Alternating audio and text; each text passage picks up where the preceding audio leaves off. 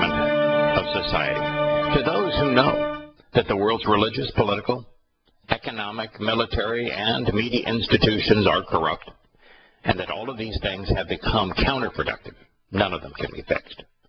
Our phone number, if you would like to join us, toll free, 877-300-7645. Before we begin, Scott, so that you know, your mic is open, and we are hearing you over the radio this morning. Always charming to hear your voice, but we're going to turn to ISIS in the beginning of our program today. The latest video from ISIS shows that the Islamic group is actually indoctrinating its next generation of jihadists. This article said jihadist killers, pipe-science trainees who appear to be as young as 5, participating in drills and reciting verses from the Quran. Now, if this writer, he or she, was an actual journalist, you know, there's some things that they could have done that would have been profoundly helpful. The first thing they could have done is realize that the one place where the West has eyes on the Muslim world, where the West knows exactly what is going on, is in Israel. And in the places where the majority or the occupants are Muslims, and where the Muslims are controlled by the PLO, which is Fatah, the Palestinian Authority, or by Hamas, we witness this exact same thing, and we have now for well over 40 years. There are countless videos online where you can watch children as young as 2 and 3 years old dressed up in jihadi outfits, marching with suicide vests, carrying imitation versions of AK-47s, holding knives, red dye on their hands symbolizing Jewish blood, citing verses from the Quran, and being indoctrinated to hate. There's a reason that Yahowah etched what he had to say in the second of 3 instructions in stone.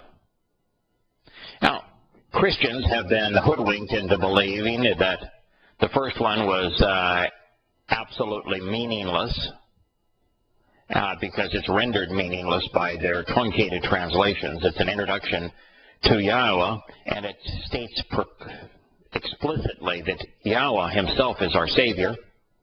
It tells us what he is saving us from, which is the slavery of politics and religion. And it tells us that he is not going to tolerate anyone who is the little bit, even little slightest bit religious.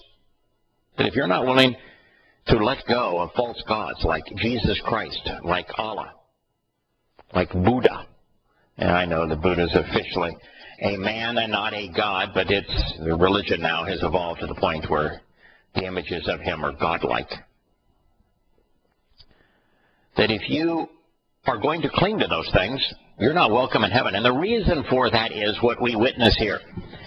And the second statement that is etched in stone, it tells us that God's not going to tolerate anybody being religious. It goes through all of the aspects of religion. People, you know, going into to a building with religious imagery.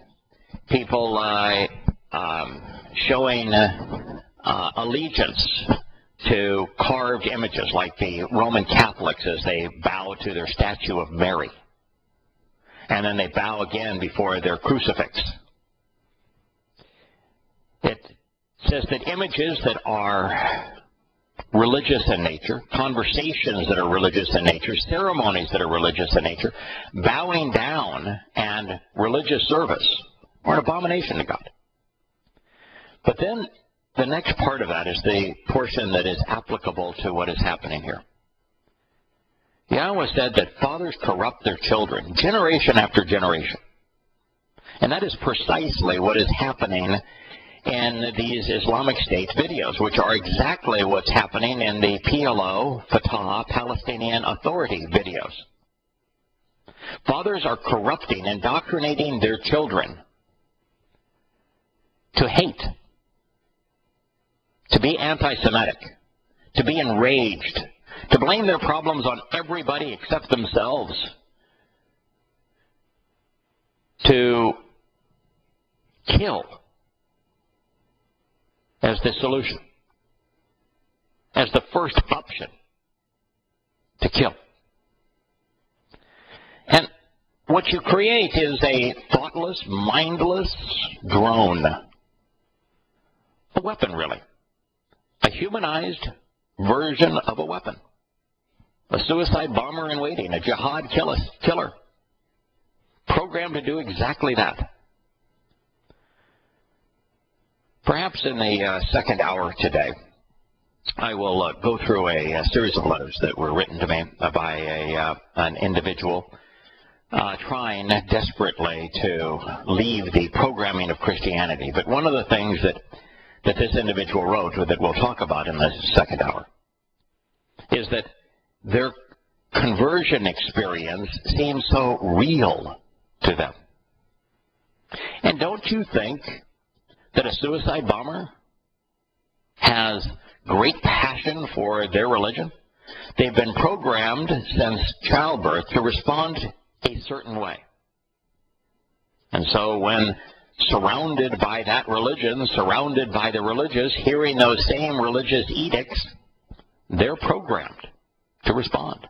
It's very real to them. If it wasn't real to them, if that emotion, if that rage, if that killer instinct in the case of Islam wasn't so pervasive, there is no way you could convince any animal to kill for a religious purpose, to murder innocent people in the name of a wannabe God. But what we're witnessing in the Islamic State is the exact same thing that we have seen throughout the ages in culture. You know, with Hitler, it was the Nazi youth. And Nazism and Islam are very, very similar. With the Soviet Union, they began in grammar school. And they had their little scout troops that were programmed to despise free enterprise, to despise the West, to despise representative government, and to shout the accolades of communism. That was the purpose of Mao's Little Red Book and all the little children that were indoctrinated by their parents to behave this way. It begins right there. But the interesting thing here, of course, of all of this is that you've got the idiot president of the United States, the abomination, telling us the Islamic State is not Islamic. And yet he is not able to cite anything from the Quran that would disassociate the Islamic State from Islam. And yet the Islamic State is indoctrinating next year's jihadist killers by having them recite verses from the Quran. But this all gets back to the essence of the problem. The host of religion are human beings. Religion and human beings become essentially inseparable. If you want to wipe out the negative effects of a criminal enterprise, of a declaration of war, of a terrorist manifesto, as is Islam, Islam has absolutely no redeeming qualities. It was founded to plunder others. Muhammad was the most repulsive man who ever lived. It is based entirely on his example, and he was reprehensible in every possible way. Throughout its history, it has destroyed everything that it has touched. But sadly, even though the enemy is the religion itself, the religion takes host in humans. It's sort of like Ebola in a way, in that Ebola is a disease that comes from others. It's passed on through contact. But once it takes up residence in a person, the person itself becomes almost inseparable from the disease. That person becomes the contagion. And that is the case with Islam. It's passed on father to son. And the only way that you can eradicate a disease as deadly, as malignant, as paralyzing, as stupefying as Islam is to quarantine its host. You can't fix the person who has suffered a lifetime of indoctrination and this disorienting malignancy. There is no cure for Islam. But you can quarantine it, just like you can Ebola. And if you were to quarantine it, then the numbers that can be passed on, the contagion of the disease is hugely truncated. And that's in large part for two reasons. One is that the disease of Islam, like is the case with cancer, it's parasitic. It destroys its host. And so if Islam is left to its own devices, if it can't plunder others, if it can't feed off of others, if it can't use the inventiveness and prosperity of others to fuel its rage, it dies. It starves to death. And because it isn't going to change, because it trains, indoctrinates Muslims to die killing others, they will kill each other off. All you have to do is isolate Islam, and it'll die. It will kill itself. We'll be back.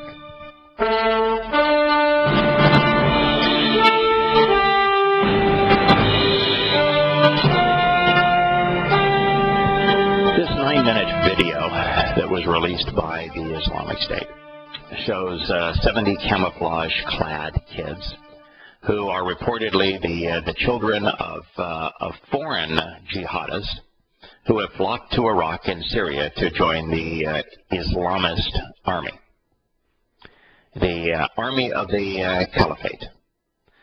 An instructor states in Arabic that most of the children are in the second phase of training and that they represent the next generation of the Islamic State. The video illustrates the change,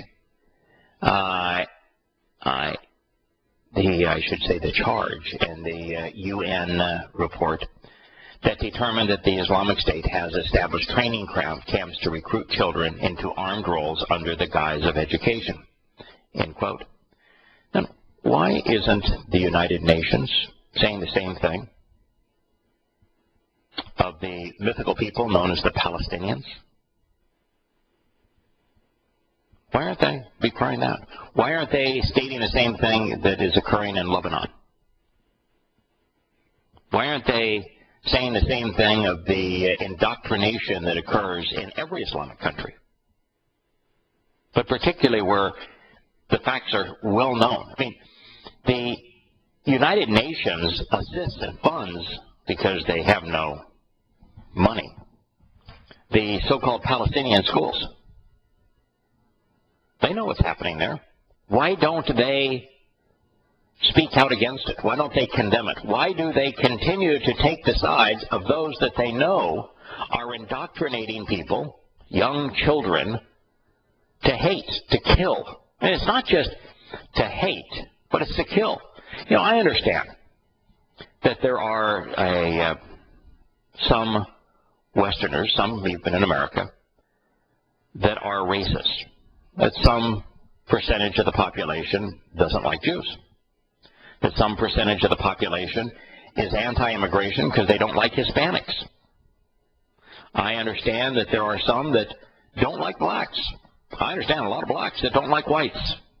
I understand that to grow up in a racially charged household, that you're largely likely to become a racist. I understand that's the case. But there's nothing like Islam. Because Islam is not just anti-Semitic.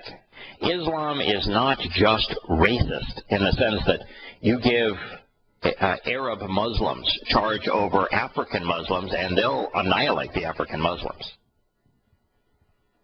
It's not just racist, but it's universally intolerant. If you give the Islamic State charge over Arab Christians, they'll annihilate them. If you give the Islamic State control over Arab Zoroastrians, they'll kill them. They'll rape the girls, enslave the boys, and murder the men. Rob them of everything they have. So they're a ubiquitous killing machine. It's so funny to see that coexist bumper sticker. I saw one yesterday on the back of a car with the moron touting it being clueless as to the fact that Islam is not just intolerant of every other symbol that they have, but any time that Islam is in charge, it will annihilate all who are different, including other Muslims, if they're racially different or if their views on Islam are slightly different than their own.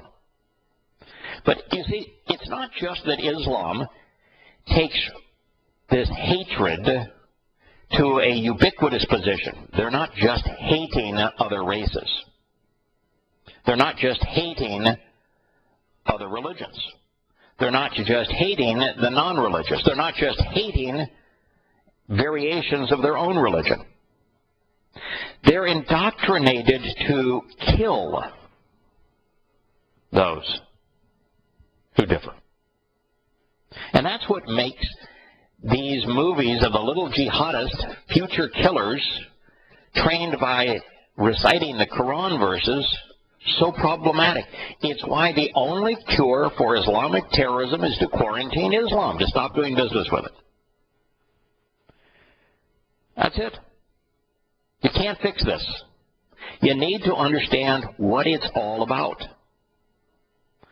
I think there's nothing more important for Americans to recognize that what it did today in increasing its bombing runs on the Islamic State, because the Islamic State kidnapped and is now raping some 200 Assyrian Christians. That's exactly what the Islamic State wanted. That's why they did it. You see, in Islam, you have to die. You have to be killed abusing others to enter paradise.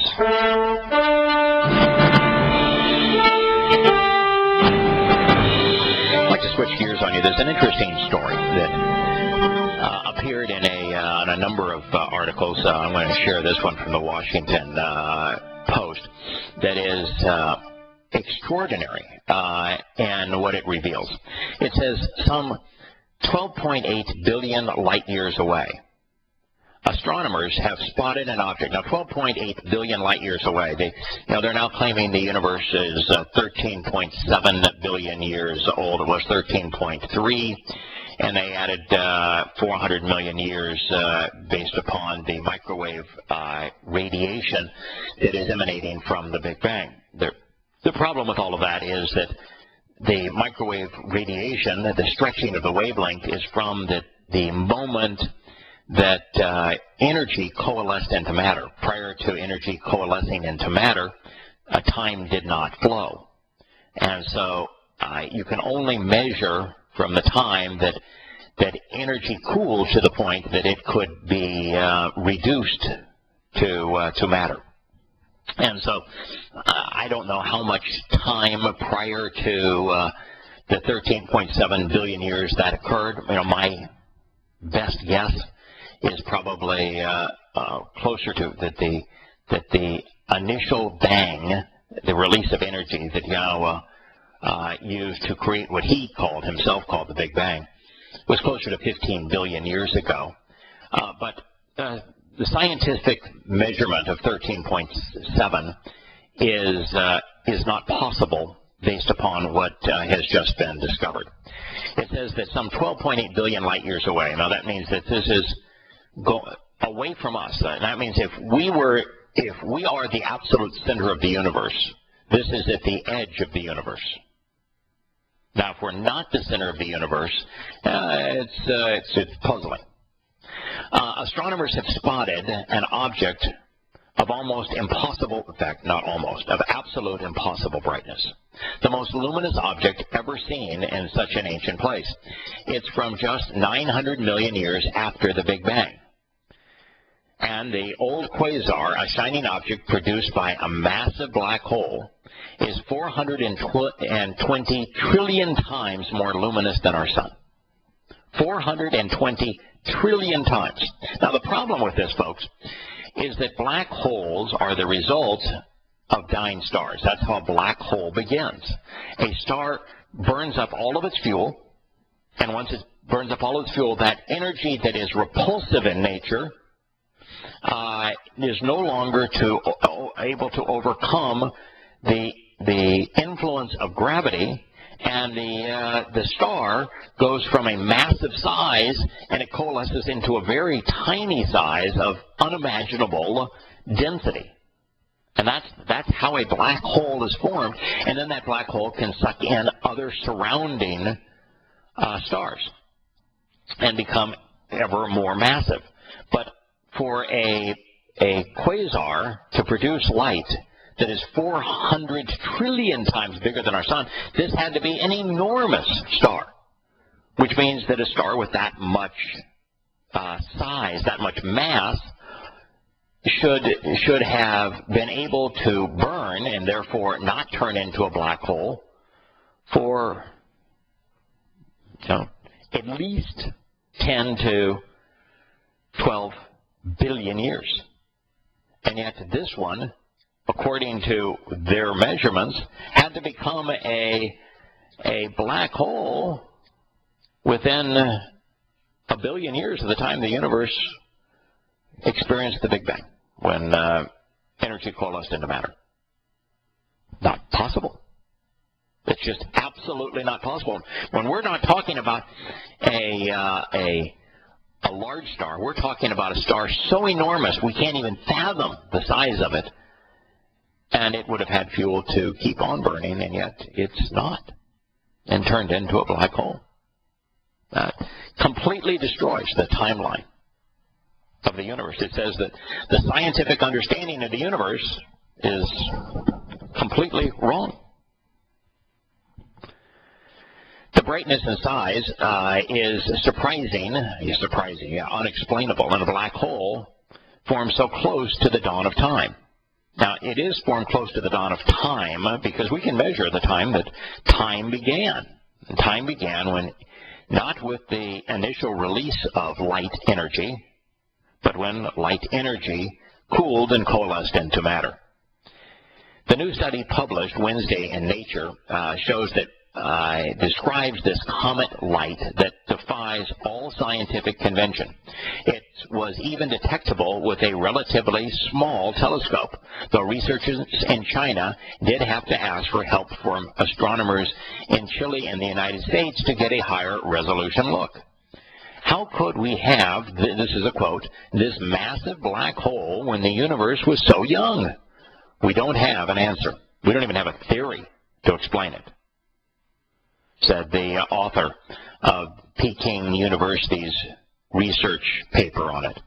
For the black hole to grow to such a staggering size in less than a billion years, the astronomers surmise it must have been pulling an interstellar mass from the surroundings at a maximum rate the whole time. But it was a star It had its own nuclear engine. And if it, as a star with a nuclear engine, continued to pull in other stars, it would have just become a more massive nuclear engine. There are puzzles to be solved for now. The teams on it are using the brilliant quasar as a beacon to find other similar objects. It's just like a lighthouse sitting in a dark, distant universe. It gives us a chance to see things in between our own planet and the black hole by illuminating them. It provides, and this is really interesting, so this is a brilliant black hole. And a black hole is an object that is so dense that light itself cannot escape the influence of gravity.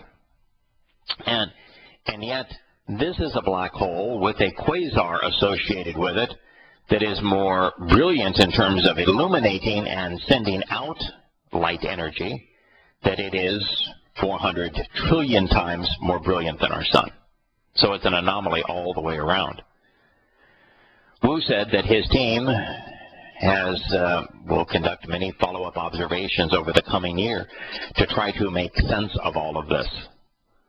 But all it does is demonstrate that mankind really doesn't know. And that this certainty that is promoted in textbooks about how the universe is, it used to be 15 billion years old to 16 billion, and now they say 13.7, 13.8 billion years old. That's just a theory. Just a theory.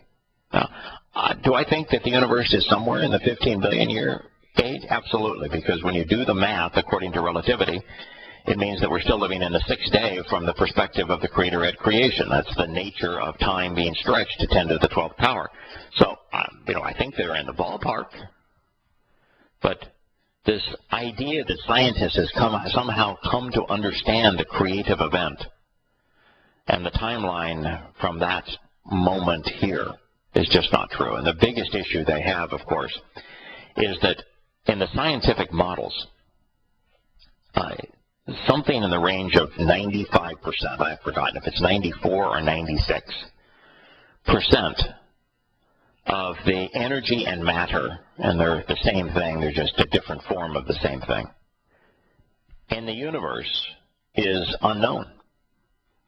Absolutely unknown.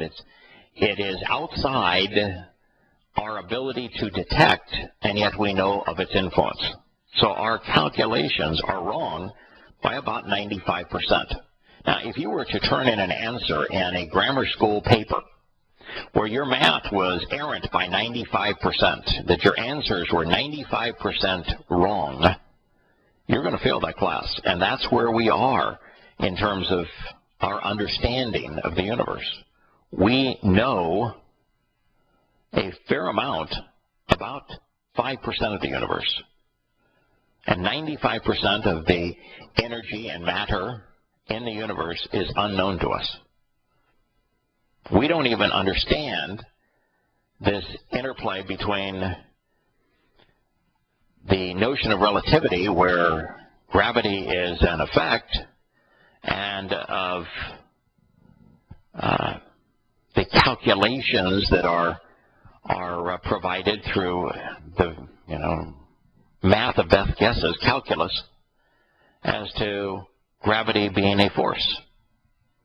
We have to be really careful, and that's one of the problems that scientists just don't have. They're not careful in this regard. You'll read everything, and every statement presents evolution as a fact, and yet microevolution is as misleading, is as presumptuous as our understanding of the early universe and the facts in it. Where evolution is, again, like reporting on the 5% we know and omitting the 95% we don't know. Now, I have no issue of microevolution. That's the 5% we know. It's the 95% we don't know that makes the statements regarding evolution presumptions, faith. Part of the science the religion of science.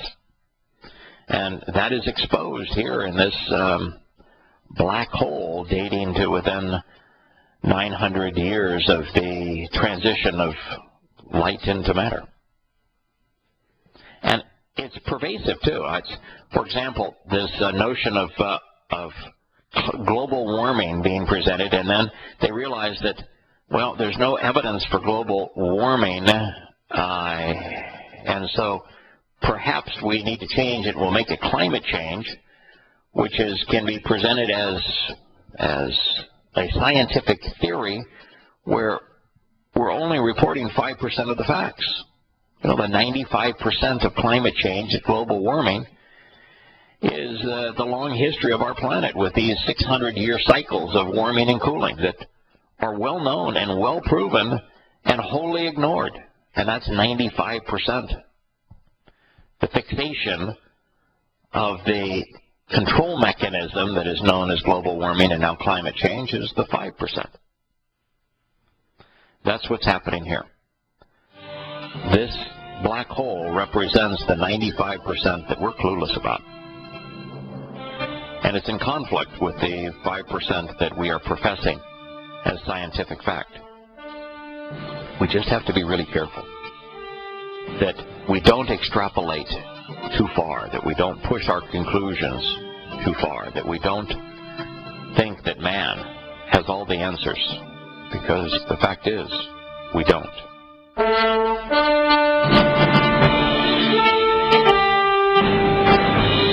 lead story right now on CNN just shows you how stupid the President of the United States is. I mean, stupid or disingenuous, dishonest probably, misguided.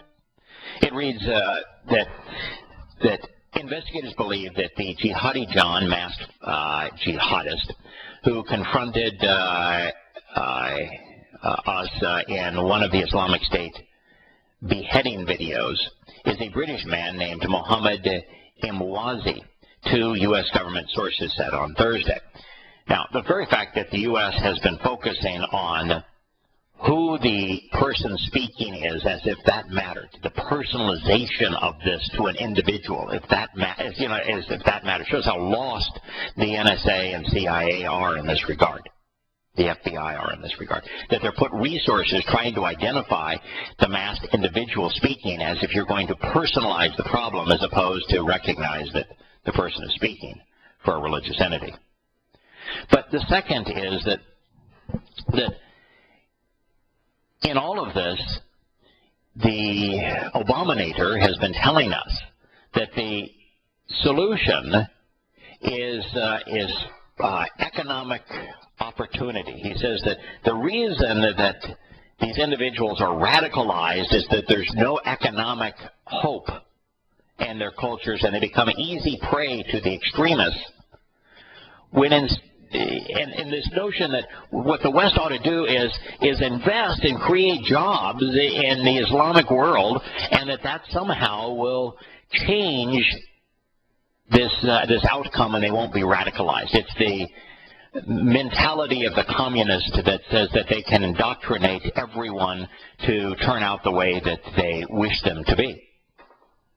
Well, this individual, he was born in Kuwait. Now, I've told you that Kuwait is an enemy, that the Kuwaiti government, and it's not really a government, Kuwait is a private estate, as is Saudi Arabia, as is Qatar, as are all of the Emirates. They're private estates. That the private estate that is Kuwait indoctrinates its citizens to be fundamentalist Muslims and therefore jihadists. It's a huge proponent of Islamic terrorism. That he was born in Kuwait from and comes from a very prosperous family in London. Born in Kuwait and comes from a very prosperous family in London, where he grew up and graduated with a computer programming degrees. So it just absolutely destroys. This was, the Abominator's big speech of we're not at war with Islam and laughing about that, and that, we're at war with violent extremism, and the solution is to invest in these cultures so that that it makes it more difficult for the extremists to recruit young people and to indoctrinate them to be extremists. No. He was educated as a fundamentalist Muslim in a fundamentalist Islamic country, came from a very prosperous family. As that family moved to London, was very well educated in the West, and is now creating beheading videos. Now, the other part of this, of course, is amazing, is that rather than the CIA tell us that the beheading video was a fake, that it was shot on a green screen, that it was photoshopped, they want to tell us who the individual was that was the spokesperson in this case. The videos released, it says, by the Islamic State, in them, the black-clad militant brandishing a knife and speaking with an English accent is made to appear that he has decapitated hostages, including Americans, Britons, and Syrians. The Washington Post said Mwazi, who used the videos to threaten the West and taunt leaders such as the Abominator and British Prime Minister Cameron, was believed to have traveled to Syria around 2012 and to have joined the Islamic State. The big push now in Europe, in France and Great Britain and Denmark, is to preclude Muslims from going to Syria to be part of the Great Jihad. And it's the opposite of what we should be doing. We should be hurrying them on their way. If they want to go, we should be escorting them out of town. And a lot of them are young teenage girls who are now, nothing but sex slaves. They've been indoctrinated in this ridiculous, despicable, disgusting religion, and now they want to go over there and do their part. And now they're sex slaves. We ought to let them go. If they want to die in the name of their religion, let them. Get them out of your country. That's the best way to disinfect it. That's the reality. I'm Yahowah. We'll be back.